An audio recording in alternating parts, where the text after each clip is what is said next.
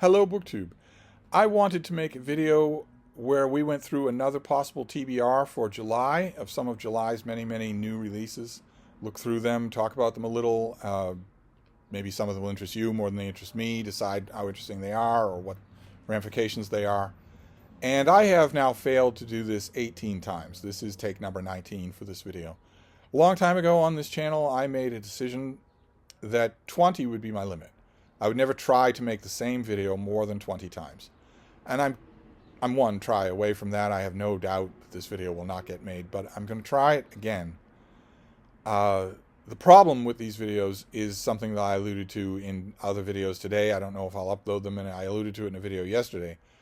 I want to be brief. I know you don't come to this channel for political commentary, but yesterday in the morning, the nature of my country changed fundamentally.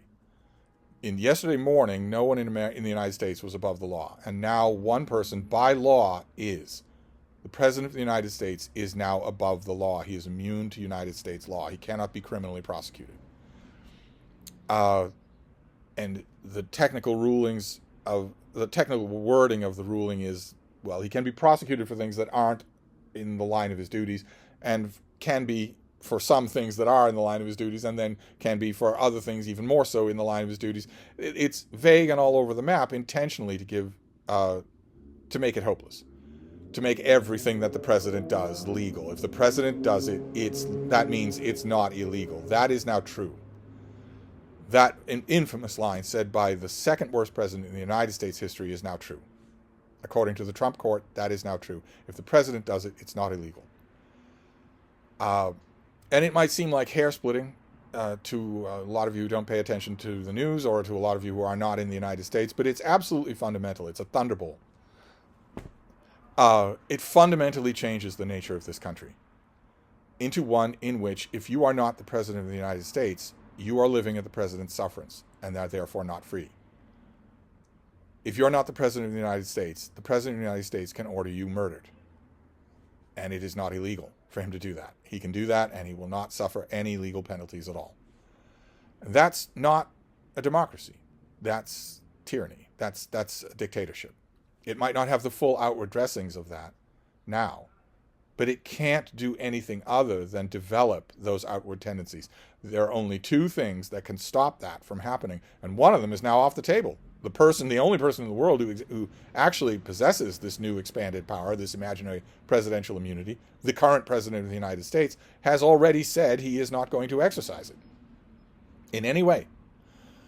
That leaves only one other option. That option will also not be taken, which means this is now America. This is now the United States of America, is that the president is above the law and can do anything he wants. And he can argue that it's within the scope of his duties as president, and of course, a phalanx of fascist lawyers can argue that about eating a ham sandwich. Well, then he gets away with it by law. I knew this was coming. The only reason that the High Court would even agree to take this case is because they intended to grant it. It's self-evident fantasy. Just on the surface, it's nonsense. The lower court ruled it such, and they did so without any wiggle room. It was an airtight ruling. The court took it up anyway, and that's when I knew they were going to grant Donald Trump this power. And the reason I say Donald Trump is because the court is aiming it at Donald Trump. They know that no other president is going to use it. It's aimed at him. It's aimed at the criminal who will use it. The criminal who has been saying on his campaign trail for months and months that presidents absolutely need immunity from criminal prosecution or they can't get their job done, neglecting the fact that every president before him hasn't had immunity from criminal prosecution and has got the job done. A better job than he's done. As you can see, there's a problem here. This fundamentally affects my country, and I cannot shrug this off. I thought yesterday that I would be able to.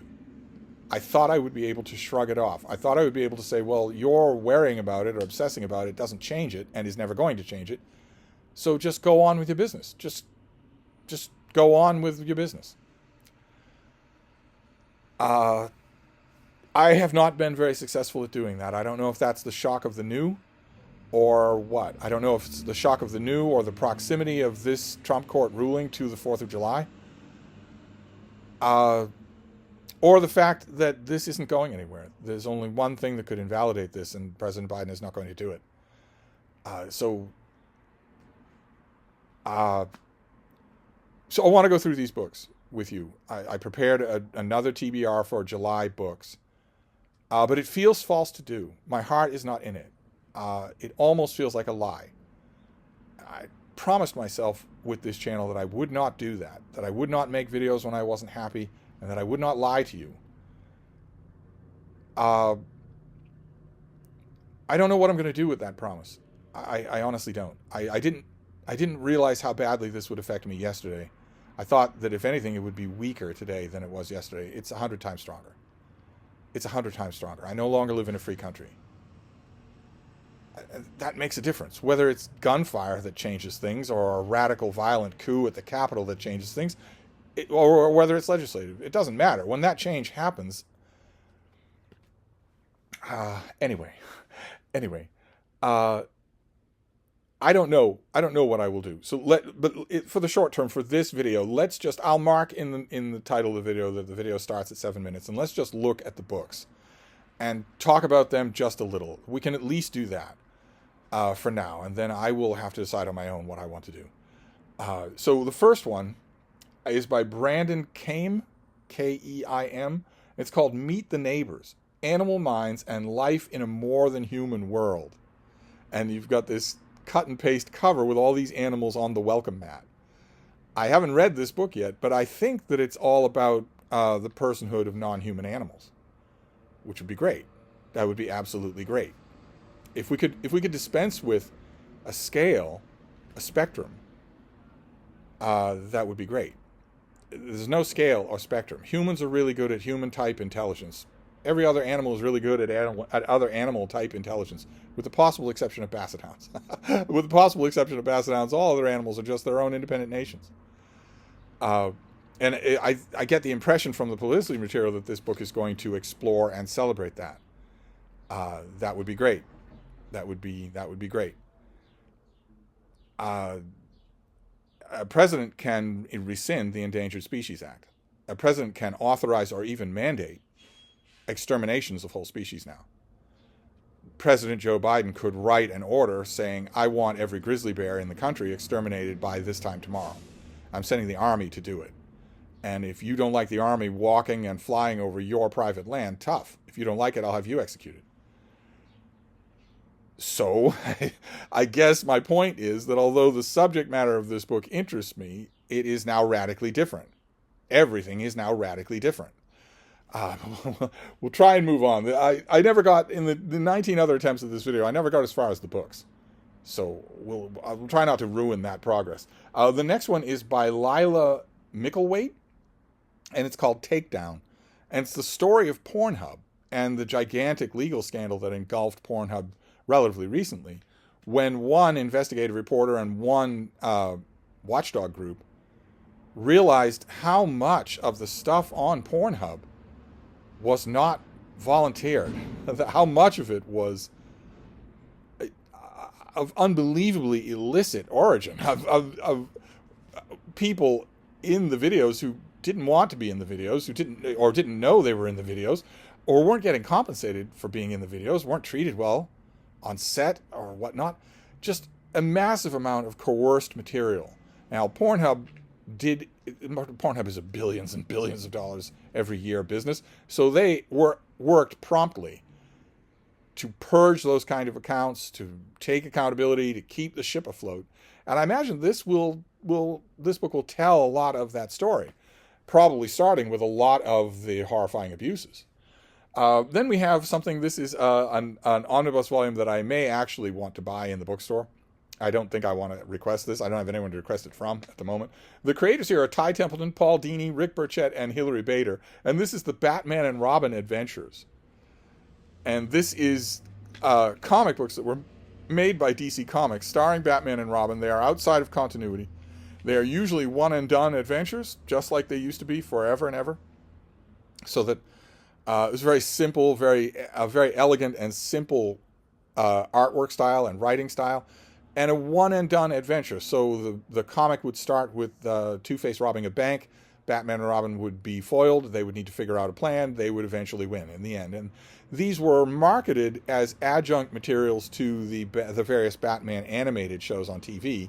And they were also marketed for kids. You would often find this with the children's comic books at your local comic shop, at your LCS. But they were not. Kids would have enjoyed them, would have enjoyed the heck out of them, but adults did too. This adult did too. Every issue that I saw, a lot of times the comic shops that I would frequent didn't get any children's titles, and so they didn't get this. They didn't get a Batman title because they just wrote it off as a kid's comic. But these are actually really, really good, sometimes with a very good sense of humor. And I only have scattered issues here and there in my long boxes, and they're falling apart. This probably be very welcome. There's a lot of stuff in here that I will really enjoy. There's also a lot of stuff in here I'm sure I've never seen. Then we have a booktube darling of an author. This is Stephen Graham Jones. This is I Was a Teenage Slasher, coming out in July. From what I can gather, this is a psychological horror novel from the viewpoint of a serial killer. I don't know if I'm not all serial killered out. I don't know if this will push the wrong buttons accidentally, but I love this author. So you really can't go wrong with this author. So we'll see. Maybe the book will handle it just right. Then another piece of fiction. This is another novel. This is from the author of the novel Fleischman is in Trouble. A lot of you may know that book. The author is Taffy Brodesser Ankner, and this is Long Island Compromise. This is her new novel, Long Island Compromise. Fleischman is in Trouble was a disturbing book for me. I liked parts of it. I certainly liked the way it was executed. A very intelligent, eloquent author. But I think Fleischman is in Trouble had an agenda, a social media agenda, a Twitter agenda. And I don't think it was buried too many layers under the surface. And once I started to bump my shins against it, I started to resent it. If you are an author and you do that, you do it out of condescension. You do it out of arrogance. You do it out of contempt for your readers. You're thinking, well, the white middle-aged male or male-presenting chuds who are going to read this book won't know what I'm doing. They won't sense it. But I am. I hate them, and I have nothing but contempt for them. And they won't know how clever I am to work in a message that I think is harpooned to the heart of their whole worldview. Of course, she wouldn't know their whole worldview if it walked up and introduced itself.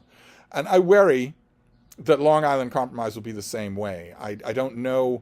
There were quite a bit of things in Fleischman is in Trouble to like anyway, even though that, I think, was true. Just the same way I can like N.K. Jemisin, when the Fifth City was all Twitter message. It was all Twitter propaganda under the surface.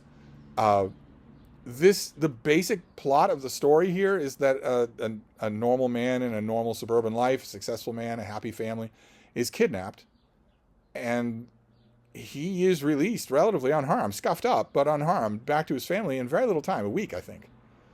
But it changes them after that. Then nothing's the same after that. No member of the family is the same after that. They don't heal from it. And there are outward ripples in all directions, and that sounds intriguing.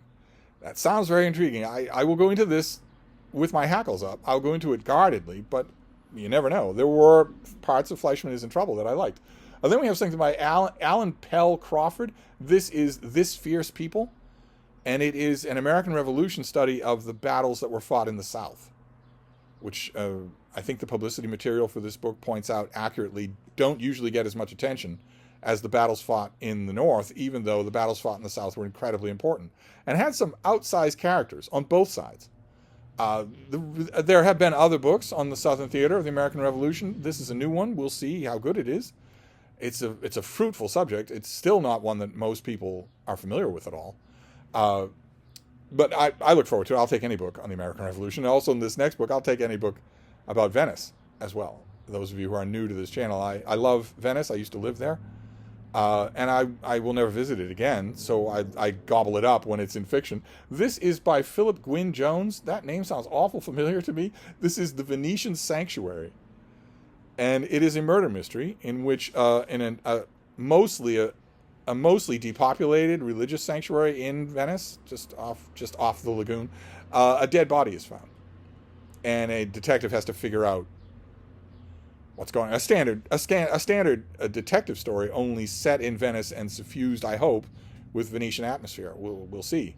I hope so. I have to admit, I try never to miss a Venice set book, especially murder mysteries or romance. But I have to admit, a lot of times they don't do the subject justice. It's Baedeker Venice. It's not. It's Fodor's and Fromer's Venice. It's not the real thing. It doesn't feel it at all. We'll see. If I have a backstop here, just as I do in romance novels that are set in Venice, because if the Venetian elements are not done well, I have the backup element that it could be a good murder mystery. I'll hope that it's either one of those two. It'd be great if it were both.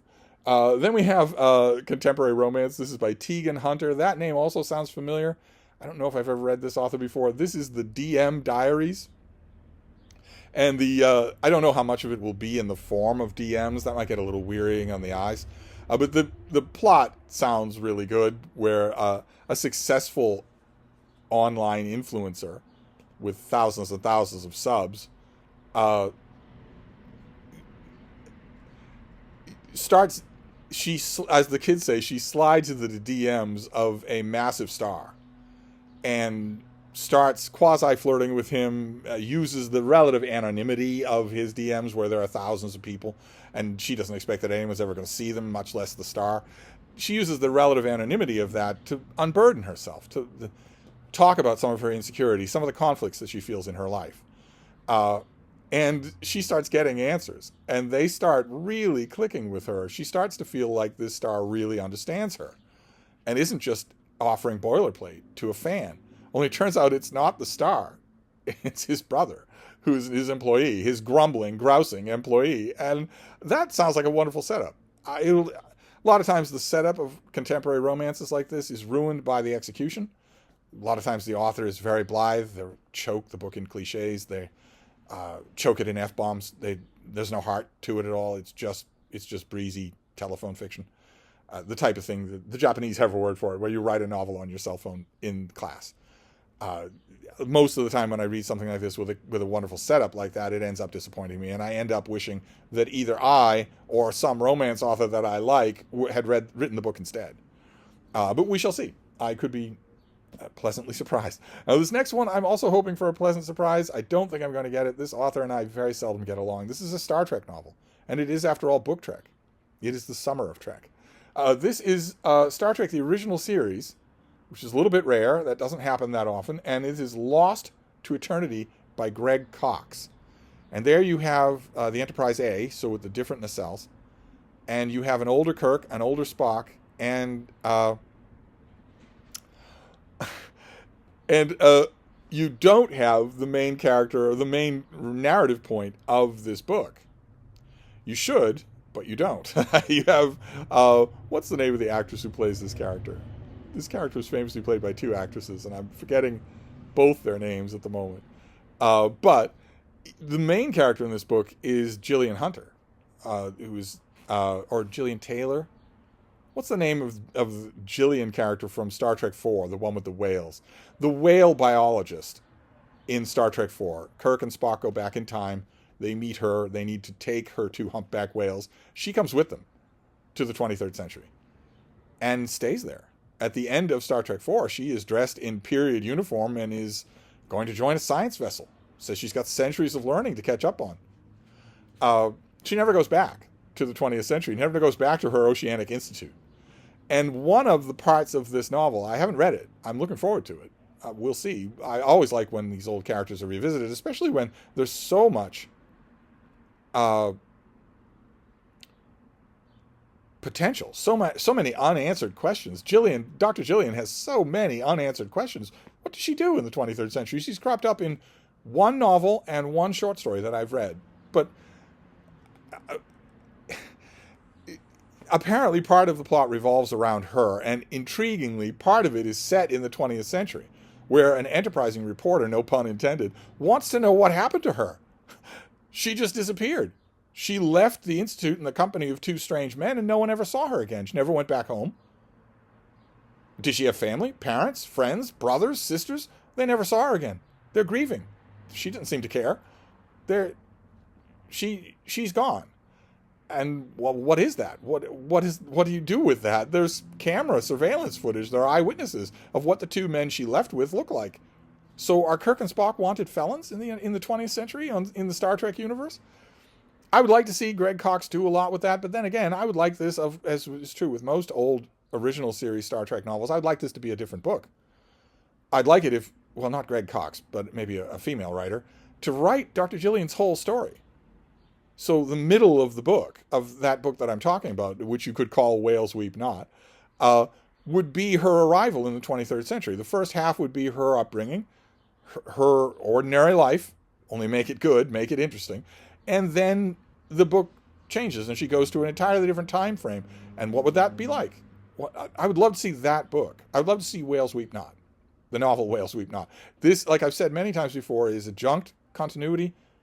This novel exists in this continuity, but no movie is ever going to exist in this continuity.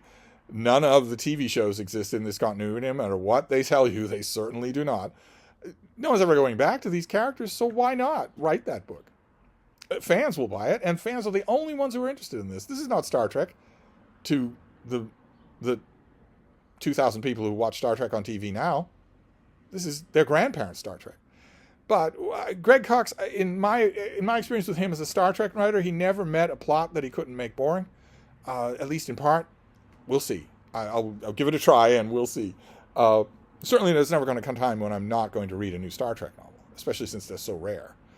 And then we'll finish up with a romance by a known quantity. A couple of the other romance or romance-adjacent books in this video, the authors are not known quantities to me, but this author is. The author is the great Maisie Yates, and this is a book of hers called The Hometown Legend. In the Four Corners Ranch series, I don't know if this is the first book in the series. It sounds familiar to me, so maybe I've read another book. She is very, very good at contemporary Western romances. She's one of the best. Her and B.J. Daniels are some of the best at contemporary Western romances. So this is a perfect case where I don't know the book, but the author has unlimited credit in the bank of Steve. It's almost unimaginable to me that she could write a book that I wouldn't like. We'll see. That's the other side of having an open mind, is that I have an open mind for it to fail as well. So we will see. I will try it, and maybe I'll report back. And that is it. That is a partial TBR for some books coming out in July. And the reason I say maybe I'll report back is because I don't know what I'm going to do here. I certainly in the short term, I don't know. So I don't know what to say. I don't want to end the video on a doom and gloomy note. I want to know, for instance, in the comments of this video or in emails, if you want to email me, I want to know what you think about these. Are any of them more interesting to you than they are to me? I want to know about all that, this ongoing, wonderful, multi-voice conversation that we have in this little corner of BookTube. I treasure it. I'm honored to be a part of it. But I can't make videos. I can't make videos. I don't know if the newness of this will numb me eventually. I don't know. I don't know. Today is the 2nd of July. I was not going to make videos on the 4th of July anyway. So maybe I won't make videos tomorrow or the 4th of July, and then maybe I'll be better by then. I don't know. I don't know, and I don't want to pretend that I do know. So those are some books for you to look at, some books for me to talk about. It took me out of my thoughts for a minute. That's great. And I apologize. I'll leave warnings on all the videos that I end up making today. They're not going well. I'm not making as many as I want because I can't control what I want to talk about. Nothing this size, nothing this major, nothing this important has ever happened to me or to any other American, whether they realize it or not. Nothing this important has ever happened in this country. And I find that I can't really walk that off. I will try tomorrow. I will try tomorrow. I obviously can't do this today. So I'll wrap this up for now. A few videos for you today, all with apologies. And I'll be back when I can. In the meantime, take care of yourself, and thank you, BookTube.